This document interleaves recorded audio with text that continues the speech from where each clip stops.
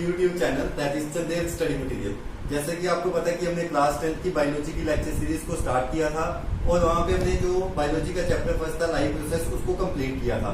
और अब हम जो बायोलॉजी का सेकंड चैप्टर है which is again one of the most important chapter that is control and coordination, उसके बारे में आज डिस्कशन करेंगे, उसके कुछ टॉपिक्स को डील करेंगे।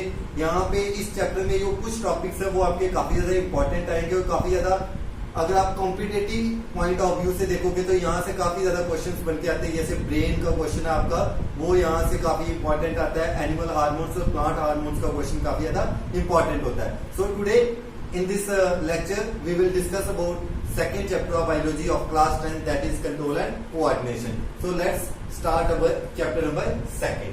So the name of chapter second is the name of chapter second is control and coordination. तो ये हमारा सेकेंड चैप्टर का नाम है चैप्टर का। बायोलॉजी के सेकंड चैप्टर में जिस चैप्टर के साथ अभी हम डील करेंगे जो काफी एक इंटरेस्टिंग सा चैप्टर है, वहां पे हम किसके बारे में डील करेंगे? वहां पे हम डील करेंगे कंट्रोल एंड कोऑर्डिनेशन के बारे में। सबसे पहले हम यहाँ पे तो अब हम सेकंड चैप्टर जो हमारा कंट्रोल एंड कोऑर्डिनेशन है उसके बारे में डिस्कस करेंगे। तो सबसे पहले हम चैप्टर को जो नाम है इस चैप्टर के मीनिंग को अंडरस्टैंड करेंगे। जब हम इस चैप्टर के मीनिंग को अंडरस्टैंड करेंगे तो फिर हम इस चैप्टर की आगे डिटेल्स में प्रोसीड करेंगे। तो सबसे पहले अगर हम कंट्रोल की बात करें तो कंट्रोल का अगर हम हिंदी में मतलब देखें तो कंट्रोल का हिंदी में मतलब क्या होता है? कंट्रोल का हिंदी में मतलब होता है काबू करना, मतलब किसी चीज को अपने कंट्रोल में रखना, किसी चीज को अपने अंदर काम करवाना, उसको हम क्या बोलते हैं? कंट्रोल बोलते हैं। और कोऑर्डिनेशन वर्ड का मतलब हिंदी में क्या होता है? कोऑर्डिनेशन वर्ड का हिंदी में मतलब होता है तालमेल। मतलब जैसे हमें देखते हैं कि कई बार हमें टीचर्स क्लास में बोलते हैं कि हमने कोऑर्डिनेट करके रहना है या हमने कोऑर्डिनेट करके कोई भी काम करना है। कोऑर्डिनेशन में अगर हम कोई भी काम करेंगे वो काम क्या होता है? सक्सेसफुल। इसका मतलब है इस चैप्टर में हम दो चीजों के बारे में बात करेंगे।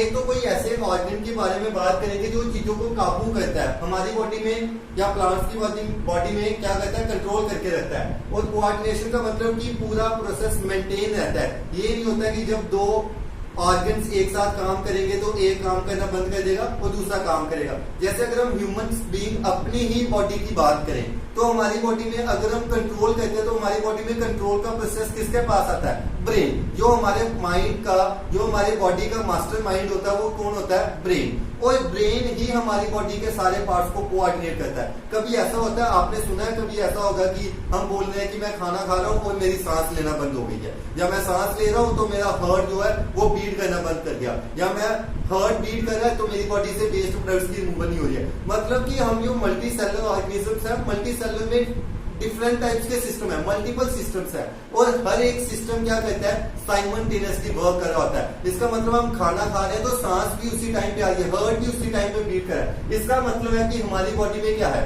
कोऑर्डिनेशन है, हमारी बॉडी में तालमेल है, तभी सारे सिस्टम्स क्या कर रहे हैं? वर्क कर रहे हैं। और ये जो तालमेल है, ये जो कोऑर्डिनेशन है, ये किसके द्वारा करवाई जा रही है? ये जो कंट्रोल है ये किसके द्वारा करवाई जा रही है? That is the brain. तो इस चैप्टर में हम जो सबसे इंपॉर्टेंट क्वेश्चन आएगा वहां पे हम ब्रेन के बारे में बात करेंगे। अब हम इस चैप्टर की इंट्रोडक्शन में चलते हैं। सबसे पहले हम देखेंगे तो अब हम कोऑर्डिनेशन की डिफाइन के बारे में बात करेंगे। तो सबसे पहले अगर हम यहाँ पे कोऑर्डिनेशन की बात करें कि कोऑर्डिनेशन की डिफाइन क्या बनती है, तो जैसे मैंने अभी आपको बताया कोऑर्डिनेशन का मतलब क्या होता है? तालमेल करना। तो कोऑर्डिनेशन की डिफाइन हम क्या लिख सकते हैं? कोऑर्डिनेशन की हम डिफाइन यहाँ पे लिखेंगे कि ये क्या होता है? It is the working together of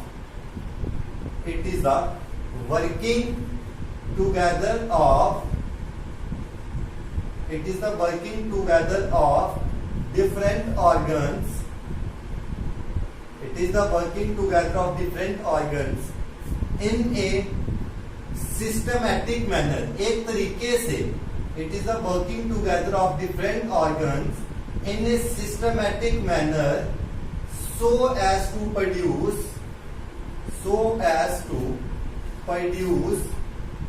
a particular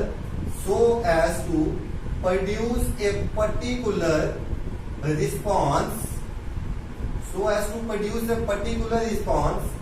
to a particular stimulus. यहाँ स्टिमुलस को हम सेकंड क्या लिख सकते हैं, दूसरे वर्ड में अगर हम स्टिमुलस को लिखना चाहें तो stimulus is also known as stimuli. तो अभी हमने यहाँ पे कोऑर्डिनेशन की डिफाइन देखी। कोऑर्डिनेशन की डिफाइन क्या होती है, ये वर्किंग टुगेदर होती है, मतलब जब हमारी बॉडी के अलग अलग ऑर्गन्स एक साथ काम करते हैं एक सिस्टमेटिक तरीके से ताकि एक पर्टिकुलर रिस्पॉन्स, ये मतलब है कि अगर हमारी आईज के ऊपर कोई इफेक्ट पड़ रहा है तो आईज ही उसको रिस्पॉन्स करे, अगर हार्ट के ऊपर है तो हार्ट के ऊपर पड़े, तो जिस ऑर्गन को रिस्पॉन्स करना है वही ऑर्गन उस स्टिमुलस को क्या करे, रिस्पॉन्ड कर पाए। तो अब हम नेक्स्ट देखेंगे कि ये जो वर्ड स्टिमुलस होता है इसका मीनिंग क्या होता है, क्योंकि यहाँ पे इंपॉर्टेंट चीज है रिस्पॉन्स किसको देना है, स्टिमुलस को देना है। तो मैं अगर आपको एग्जांपल देके समझाऊं कि जैसे कि हम क्लास में खड़े होते हैं तो जब टीचर हमें क्वेश्चन पूछता है तो हम क्या कहते हैं, टीचर हमें बोलता है कि रिस्पॉन्ड करो मेरे क्वेश्चन का आंसर। इसका मतलब टीचर जो चीज मेरे से पूछ रहा है वो क्या है, एक स्टिमुलस है, और जब मैं उसका रिस्पॉन्स देता हूँ मतलब कोई ना कोई रिएक्शन निकलती है तो वो मेरा क्या है, रिस्पॉन्स है। कोई भी रिएक्शन है, जैसे कोई मेरे को चुटकुला सुनाता है तो वो जो चुटकुला है वो क्या है, एक स्टिमुलस है, और मैं उसके ऊपर हंसूं या उसके ऊपर रोऊं वो मेरा क्या है, वो मेरा रिएक्शन है, वो मेरा क्या है, रिस्पॉन्स है। तो उसको हम क्या बोलते हैं, स्टिमुलाई बोलते हैं या स्टिमुलस बोलते हैं। तो अब हम देखेंगे कि ये जो स्टिमुलस होता है ये स्टिमुलस क्या होता है, ठीक है। तो नेक्स्ट डिफाइन जो हमारी सेकंड डिफाइन आ जाएगी, सेकंड डिफाइन हमारी किसकी आ जाएगी, second define will be of stimulus. ये स्टिमुलस क्या होता है, तो स्टिमुलस होता है it is the change, it is the change या इट इज द प्रोसेस, कोई भी ऐसा प्रोसेस होता है विच कॉसेस, जो क्या कॉज करता है, it is the process which causes a change, it is the process which causes a change in the external, it is a process which causes the change in the external or internal, it is the process which causes a change in the external or internal environment, it is the process which causes a change in the internal or external environment of an organism। मतलब कि stimulus वो एक ऐसी चीज होती है जो जहां तो हमारी बॉडी के अंदर के किसी पार्ट में चेंज लाएगी, जहां जो हमारी बॉडी के बाहर के पार्ट में किसी चीज को चेंज लाएगी उसको हम क्या बोलते हैं, स्टिमुलस। तो अब आपके माइंड में एक क्वेश्चन आ रहा होगा कि ये जो एक्सटर्नल और इंटरनल स्टिमुलस होते हैं, ये एक्सटर्नल और इंटरनल स्टिमुलस हमारी बॉडी में किस तरह से होते हैं। तो अब हम यहाँ पे आपको बताएंगे कि जो एक्सटर्नल और इंटरनल स्टिमुलस होते हैं कैसे हमारी बॉडी के अंदर चेंज आती है या बाहर चेंज आती है। तो अगर मैं आपको एक्सटर्नल स्टिमुलाई की एक एग्जांपल देके बताऊं तो एक्सटर्नल स्टिमुलाई होता है कि हमारी बॉडी में क्या होती है, एक्सटर्नल स्टिमुलाई की अगर हम बात करें तो एक्सटर्नल स्टिमुलाई क्या होगा, डील्स विद द चेंज,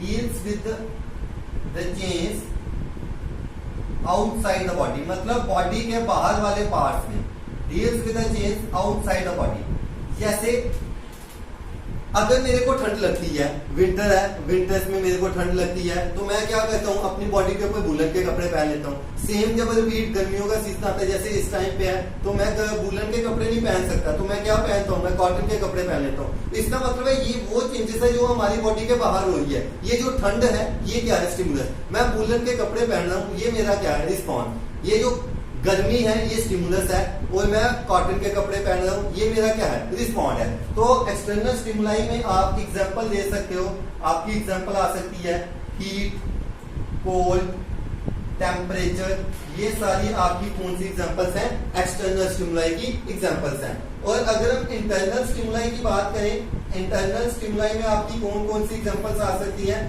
तो इंटरनल स्टिमुलाई की बात आती है तो हम लिखते हैं यहाँ पे, जैसे एक्सटर्नल में लिखा हमने जो चेंज आउटसाइड द बॉडी होती है, इंटरनल स्टिमुलस में क्या होगा, change inside the body, change inside the body. तो अब आप बोलोगे बॉडी के अंदर कौन सा स्टिमुलस होता है कि जो हमारी बॉडी के अंदर चेंज आ सकती है।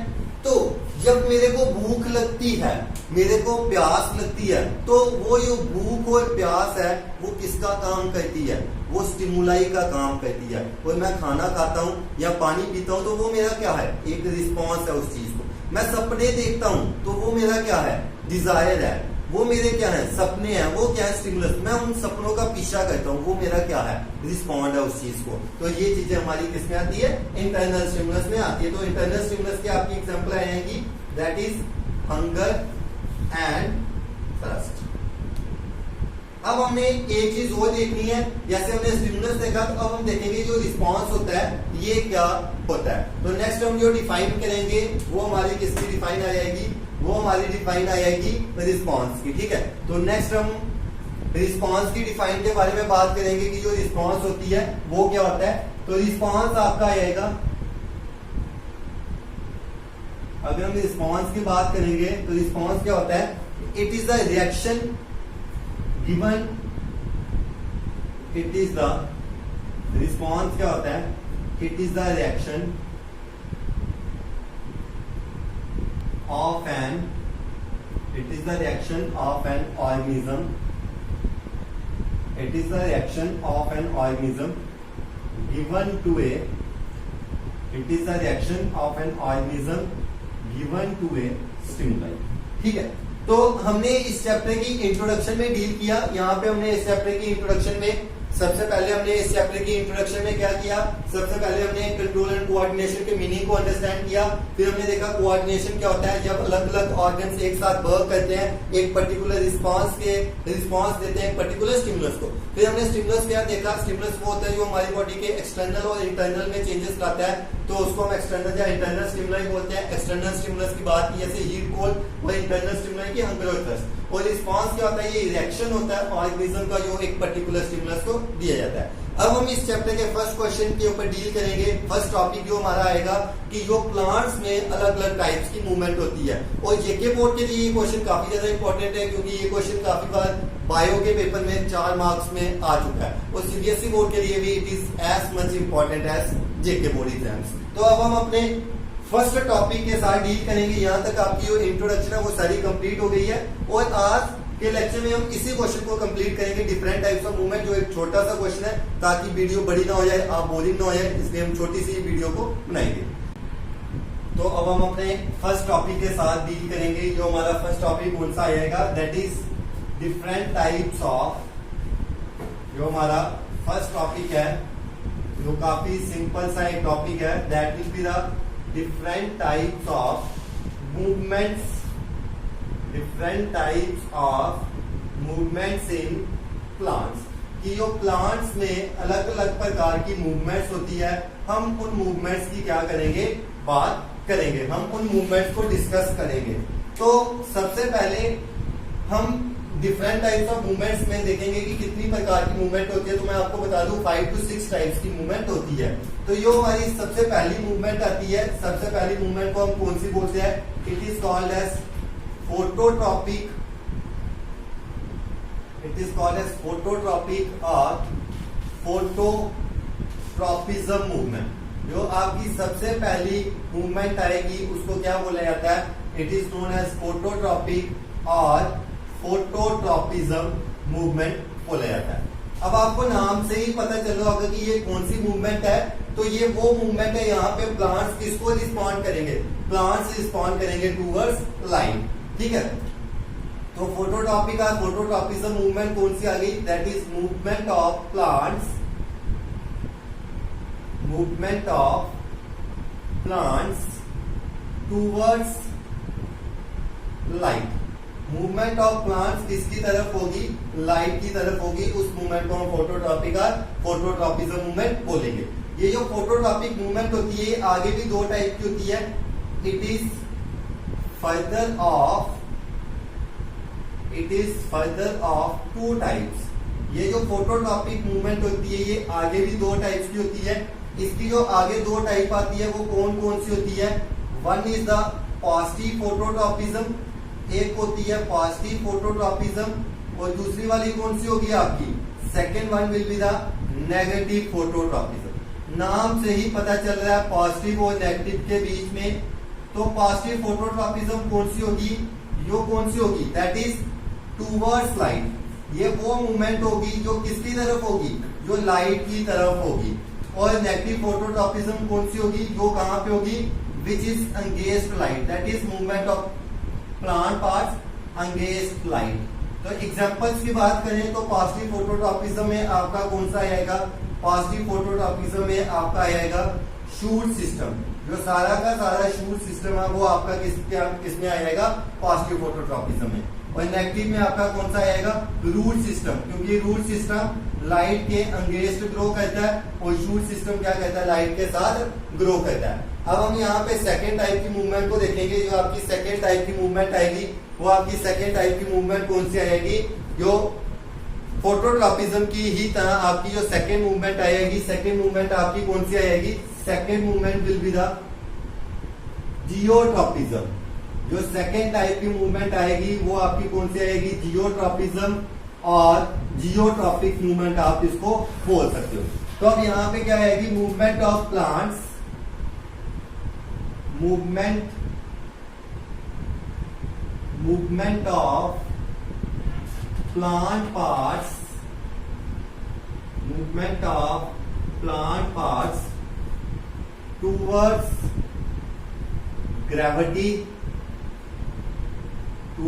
ग्रेविटी और अर्थ। मूवमेंट होगी प्लांट पार्ट्स की कहां पे, अर्थ या ग्रेविटी की तरफ। और ये भी फर्दर टू टाइप्स की है, it is further of two types. जो इसकी दो टाइप्स आएंगी वो कौन कौन सी होगी, एक होगी पॉजिटिव जियोट्रॉपिज्म,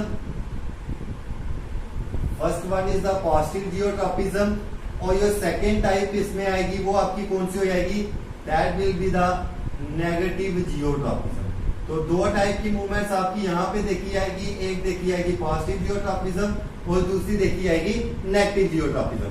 अगर हम पॉजिटिव जियोट्रॉपिज्म को देखें तो ये वो होगी जो किसकी तरफ होगी, विच इज टूवर्ड्स ग्रेविटी। जो ग्रेविटी की तरफ होगी वो आपकी आएगी पॉजिटिव जियोट्रॉपिज्म, और जो नेगेटिव होगी ये क्या होगी, इट इज अगेंस्ट ग्रेविटी। ये ग्रेविटी के अगेंस्ट जाके काम करेगी। उसके बाद अगर हम इनकी एग्जांपल्स के साथ डील करें तो यहाँ पे जो एग्जांपल्स आएंगी वो फोटोट्रॉपिज्म से ऑपोजिट हो जाएंगी। जो ग्रेविटी की तरफ होती है वो आपकी कौन सी आएगी, that will be the root system, और जो नेगेटिव की तरफ आएगी वो आपकी कौन सी हो जाएगी, शूट सिस्टम, क्योंकि शूट सिस्टम लाइट के टूवर्ड्स जाती है और ग्रेविटी के अगेंस्ट होती है। तो ये आपकी सेकेंड टाइप की मूवमेंट आ गई। अब जो थर्ड टाइप की मूवमेंट आएगी वो आपकी कौन सी आएगी, that is seismonastic movement. Third type will be the seismonastic movement. अगर हम सिस्मोनास्टिक मूवमेंट की बात करें तो सिस्मोनास्टिक मूवमेंट्स कौन सी मूवमेंट्स होंगी, ये वो मूवमेंट्स होंगी जो जैसे हम देखते हैं जो हमारा टच में नॉट प्लांट होता है उसको हम टच करते हैं तो वो क्लोज हो जाता है। तो उस तरह की मूवमेंट को हम कौन सी मूवमेंट बोलते हैं, seismonastic movement. That is movement of plants, movement of plants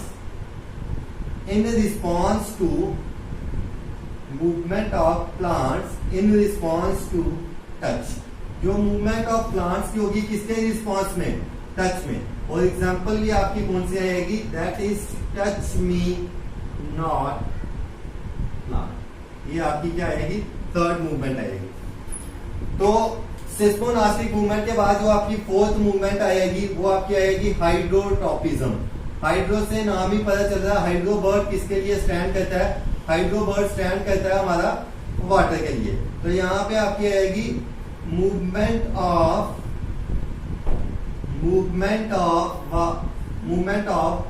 plant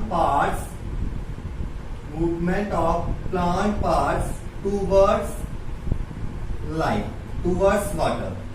ये मूवमेंट होगी प्लांट पार्ट्स की लाइट की तरफ, जो किसके केस में देखी जाती है, which is seen in the case of hydrilla, जो हाइड्रिला के केस में देखी जाती है। उसके बाद जो आपकी फिफ्थ टाइप की मूवमेंट आएगी वो आपकी फिफ्थ टाइप की मूवमेंट कौन सी आएगी, दैट इज कीमोट्रॉपिज्म। द्वारा से नाम से ही पता चल रहा है कीमोट्रॉपिज्म मूवमेंट कौन सी मूवमेंट होगी, दैट इज यहाँ पे मूवमेंट देखी जाएगी, that is movement of plant parts